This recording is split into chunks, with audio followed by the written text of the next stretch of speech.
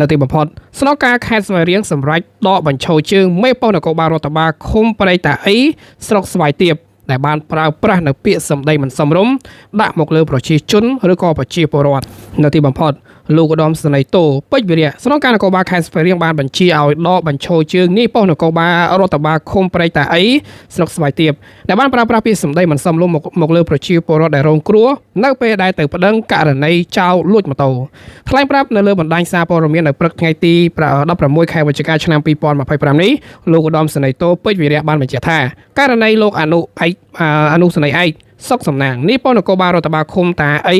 ដែលបានប្រើប្រាស់ពាក្យសម្ដីមិនសមរម្យមកលើប្រជាពលរដ្ឋនោះលោកបានបញ្ជាឲ្យដកបញ្ឈរជើងហើយកំណត់ឲ្យទៅបង្ហាញពុកនៅផែននៃស្នងការនគរបាលខេត្តតែម្ដងសូមជម្រាបជូនថាលោកឧត្តមសេនីយ៍តូសុកសំណាងនេះប៉ុស្តិ៍នគរបាល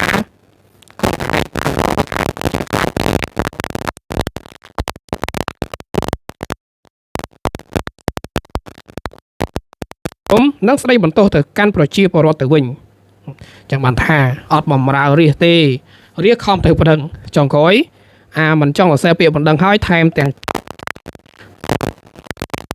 ប្រាស់ពាក្យសម្ដីមិនល្អទៅកាន់ប្រជាពលរដ្ឋចឹងមកថាឡើងដល់ណារណីហើយមានតំណែងប៉ុណ្ណាអីគ្រាន់តែប្រជាពលរដ្ឋទៅពឹងបន្តិចបន្តួចបាទដូចជាហាច់តែកថោអញ្ចឹងអូខេបងប្អូននេះយើងវិលមកតាមដាននៅព័ត៌មានទី2ពាក់ព័ន្ធទៅនឹងមុននេះបន្តិចតែម្ដងសម្ដេចនាយកហ៊ុនសែនបានបញ្ជាក់ច្បាស់ហើយកុំឲ្យមានការភ័ន្តច្រឡំថារ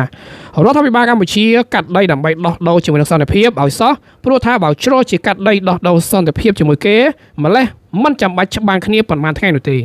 នៅមួយនេះបន្តិចសម្ដេចហ៊ុនសែនបានថ្លែងឲ្យដឹងថាខ្ញុំសូមជម្រាបជូនទៅដល់អ្នកដទៃទៀតនឹងចង់សួរថាតើចង់ឲ្យមានសង្គ្រាមទេ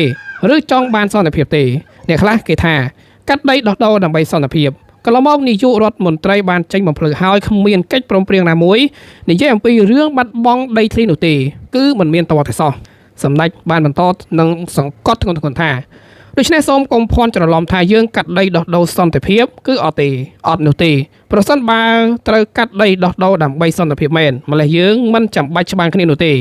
កាលពេលនោះខាងភាគីនោះគម្រាមវាយយកប្រាសាទតាក្របីគម្រាមវាយយកប្រាសាទព្រះវិហារដូច្នេះប្រសិនបើជៀសវាងសង្គ្រាមម្លេះកម្ពុជាយើងឲ្យប្រាសាទតាក្របី